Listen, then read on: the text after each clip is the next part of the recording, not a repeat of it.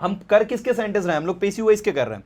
तो आपको सबसे इंपॉर्टेंट चीज ये कि इसके लास्ट में क्या लिखा है ये देखना है। पूछा जाता है मतलब प्रेजेंट सिंपल टेंस, भेजा गया सिंपल पास्ट, पी जाती है प्रेजेंट सिंपल, बुक कर ली गई है मतलब प्रेजेंट परफेक्ट।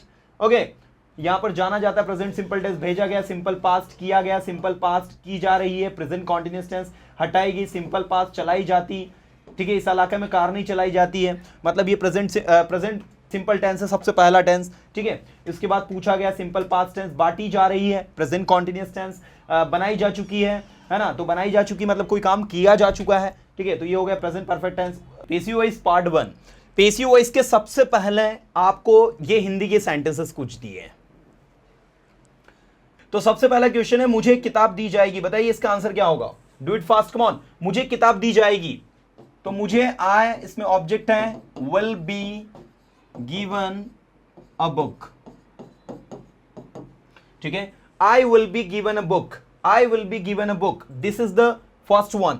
दूसरा, इसका एक और तरीका बनता है, आप चाहें तो आप इसको ऐसा भी लिख सकते हैं, a book will be given to me, ठीक है, आप इसका ये भी आंसर बना सकते हैं, a book will be given to मी।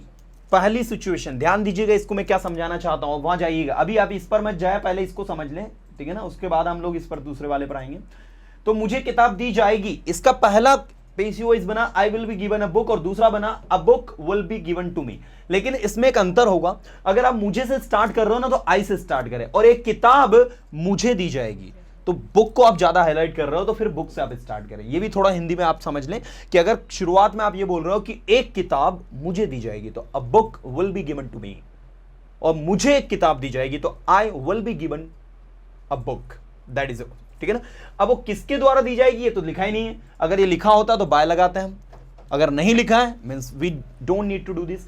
हमें पीटा जा रहा था, अब हमें पीटा जा रहा था मींस वी वर बीइंग बिटन, हमें पीटा जा रहा था, क्या बोलोगे इंग्लिश में, वी के साथ आप क्या लगाओगे, वर, और फिर लगेगा आपका बिंग, और फिर यहां आएगा बिटन। तो कुछ इस तरीके से आपका बनेगा कि वी वर बिंग बिटन, हमें पीटा जा रहा था, वी वर बिंग बिटन।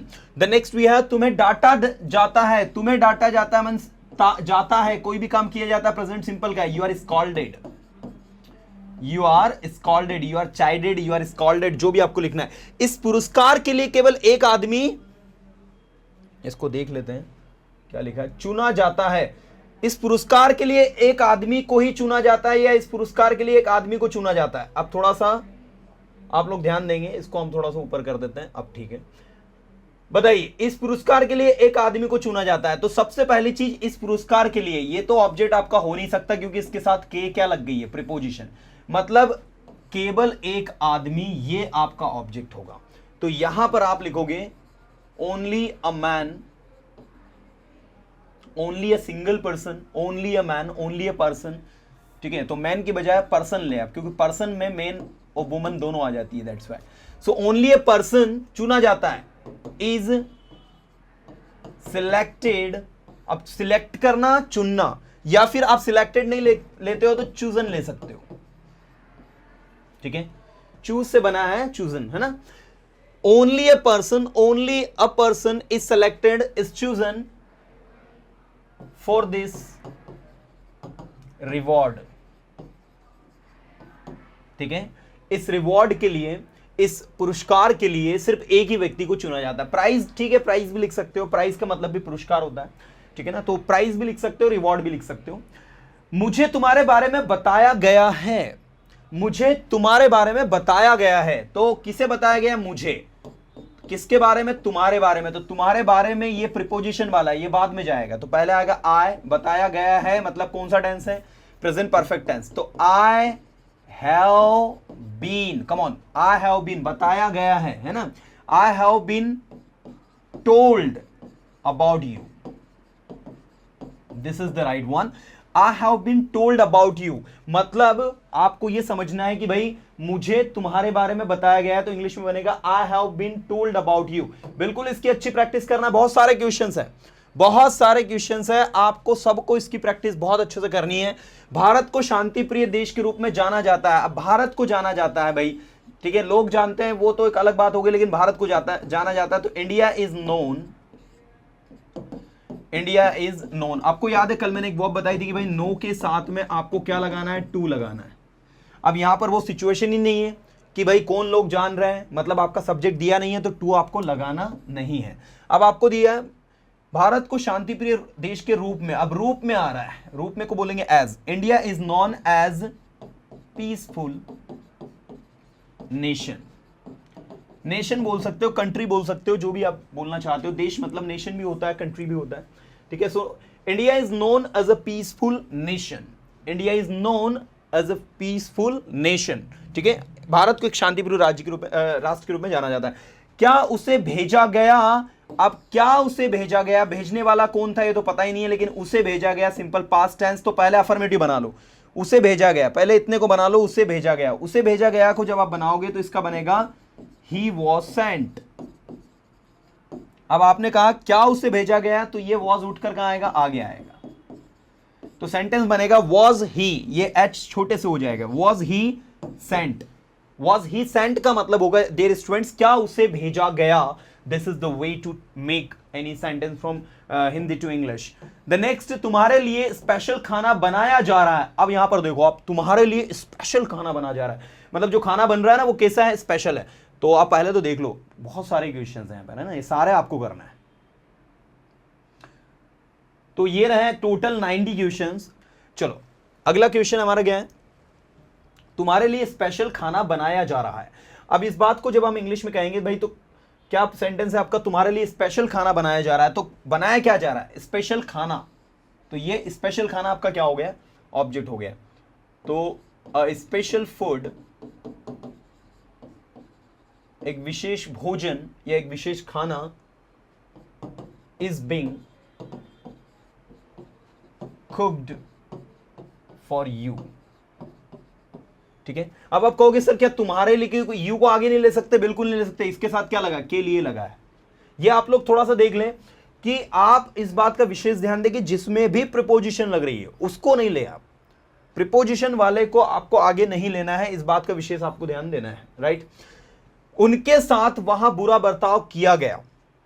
अब पहले तो बताओ किसके साथ, उनके साथ। कैसा बर्ताव किया गया, बुरा बर्ताव। तो क्या किया गया, बुरा बर्ताव, ठीक है। तो बुरे बर्ताव को सबसे पहले आप याद रखें, उनके साथ मतलब विद देम, यू नो, वहां देयर बुरा बर्ताव किया गया। तो ये चीज को आप थोड़ा ध्यान दें कि बुरा बर्ताव जो है ये आपका ऑब्जेक्ट है, ठीक है। तो आप बुरे बर्ताव को आगे ले ले। बुरे बर्ताव को हम लोग क्या कहते हैं, मिसबिहेव, ठीक है। तो मिसबिहेव्स, इसमें एस लगा दो तो नाउन बन जाएगा बुरा बर्ताव। मिसबिहेव्स was done with them, ठीक है स्टूडेंट्स, ये आपका बन सकता है, उनके साथ बुरा बर्ताव किया गया, misbehaves was done with them। अगर आप ये लिख दोगे they were misbehaved with, तो भी ये सही हो जाएगा, ठीक है। इसको भी आप सही जो है मान सकते हैं, लेकिन ये वाला ज्यादा सही माना जाएगा। यहां पर हम लोगों ने क्या कर रहे हैं पता है, ये मिसबिहेव जो है इसके साथ में हम लोगों ने वर्ब लगाई है, ठीक है। इसमें हम लोगों ने मिसबिहेव जो है उसको वर्ब मानकर चल रहे हैं, तो इसके साथ ये जो विथ लग रहा है, मिसबिहेव विथ, वो इस तरीके से कैरी हो रहा है। सो दे वर मिसबिहेव्ड विथ, उनके साथ बुरा व्यवहार किया गया, या फिर मिसबिहेव्स वाज डन विद देम, उनके साथ मिसबिहेव किया गया। दोनों तरीके से सेंटेंस आपका सही बैठता है। नेक्स्ट भी है, उसे एक महान योद्धा के रूप में जाना जाता है। अब किसे जाना जाता है, उसे जाना जाता है। जानना मतलब क्या होता है, नो। नो की थर्ड फॉर्म क्या हो जाती है, नॉन। तो मुझे लगता है बताने की जरूरत नहीं, आप समझ गए होंगे। ओके, इसको आपको लिखना है, उसे एक महान योद्धा के रूप में जाना जाता था, तो आप इंग्लिश में से लिखेंगे he was known as a great warrior, ठीक है। ही वॉज नॉन, उसे जाना जाता था, के रूप में, के रूप में मतलब एज बोल दोगे आप, ठीक है। तो he was known as a great warrior, उसे एक महान योद्धा के रूप में, ग्रेट वॉरियर के रूप में जो है जाना जाता है। So this is a thing that you have to do. ये लिखा जा चुका है। अब लिखा क्या जा चुका है, ये लिखा जा चुका है। देखो ऑब्जेक्ट को ढूंढने की कला डेवलप करो आप, ठीक है। कोई भी स्टेटमेंट के अंदर ऑब्जेक्ट निकालना है कि भाई आगे क्या आएगा, ठीक है, तो आप उसमें देख लो क्या लिखा जा चुका है, ये लिखा जाए, मतलब ये आपका ऑब्जेक्ट है, तो ये लिखा जा चुका है। आप इसके लिए दिस भी यूज कर सकते हो, इट भी यूज कर सकते हो, दोनों सही है। अब जा चुका है मतलब has been written, this is the answer, it has been written. अब मैंने कहा ये तो पहले लिखा जा चुका है, this has already been written, why are you writing it again, it has already been written, it has already been written, let me correct you, it has already been written मतलब ये पहले से ही लिखा जा चुका है, you don't need to write it again, आपको इसे दोबारा लिखने की नीड नहीं है, ये ऑलरेडी लिखा जा चुका है। तो इस तरीके से आप उसको लाएं। क्या उसे प्यार किया जाता है? आप कोई घर में एक बच्चा है, मैंने कहा क्या उसे पेरेंट्स का प्यार मिलता है, क्या उसे प्यार किया जाता है पेरेंट्स से? तो इस तरीके से आप सबसे पहले अफर्मेटिव बना ले, उसे प्यार किया जाता है means he is loved, he is loved. अब क्या उसे प्यार किया जाता है, इसको आगे लगा दो, इज ही लव्ड, क्या उसे प्यार किया जाता है, इस तरीके से आपका हो जाएगा। ऐसे देखो फिल्म के मेगा हिट होने की घोषणा हो चुकी है, और किसके फिल्म के मेगा हिट होने की घोषणा हो गई, तो घोषणा क्या है आपकी वो अब है, ठीक है। तो आप क्या करें, सबसे पहला काम, इसमें शुरुआत जो है फिल्म से भी कर सकते हैं, film has been announced mega hit, this is the thing actually, film has been announced mega hit, film को मेगा हिट जो है वो क्या कर दिया गया है, अनाउंस कर दिया गया है, ठीक है। डिक्लेयर नहीं यूज करेंगे, डिक्लेयर अलग हो जाता है। देखो डिक्लेयर का मतलब होता है कि जो चीज का रिजल्ट आ गया है, ठीक है, जैसे मान लीजिए कि कुछ नतीजे जो है वो सामने आए हैं, तो उसके लिए डिक्लेयर वर्ड यूज होता है। लेकिन किसी चीज की आप घोषणा कर रहे हो कि भाई ऐसा हो जाएगा, ऐसा हो सकता है, या ऐसा हो रहा है, तो उसके लिए अनाउंस वर्ड यूज होता है ना। तो जो सही वर्ड होगा वो आपका ये होना है ना। गैंग के मुखिया को 2 बजे मार्केट में देखा गया है, बताइए इसकी इंग्लिश क्या बनेगी? सो द गैंग लीडर्स, फटाफट बना लियो, किसको देखा गया है, गैंग के मुखिया का ऑब्जेक्ट है, द गैंग्स लीडर देखा गया है मतलब has been seen in the market at 2 o'clock, ठीक है। The gangs leader has been seen in the market at 2 o'clock। कुछ नहीं करना, बस सिंपल तरीके से हमको बनाना है, हैज बीन में बना देना है। क्या उन्हें इस शरारत के लिए डांटा गया? मैं थोड़ा स्पीडली अब बताना चाहूंगा क्योंकि समय नहीं है हमारे पास। वर दे, अब उन्हें इसलिए दे, were they have been scolded for this mischief, were they have been scolded for this mischief. दोनों दोषियों की पहचान की जा चुकी है, दोनों दोषी मतलब बोथ द कल्प्रिट्स, ठीक है, दोषी जिन पर आरोप सिद्ध हो जाता है, ठीक है। तो अक्यूज्ड भी बोल सकते हो आप, ठीक है। अक्यूज्ड और कल्प्रिट्स में डिफरेंस होता है, जिसने क्राइम कर दिया और जिस पर क्राइम सिद्ध हो गया वो क्रिमिनल बन गया, वो कल्प्रिट बन गया, है ना। और अक्यूज्ड मतलब होता है आरोपी, जिस पर आरोप लगा है, लेकिन जब उसका आरोप सिद्ध हो जाता है तो वो अपराधी बन जाता है। तो आरोपी और अपराधी दोनों के बीच में अंतर होता है।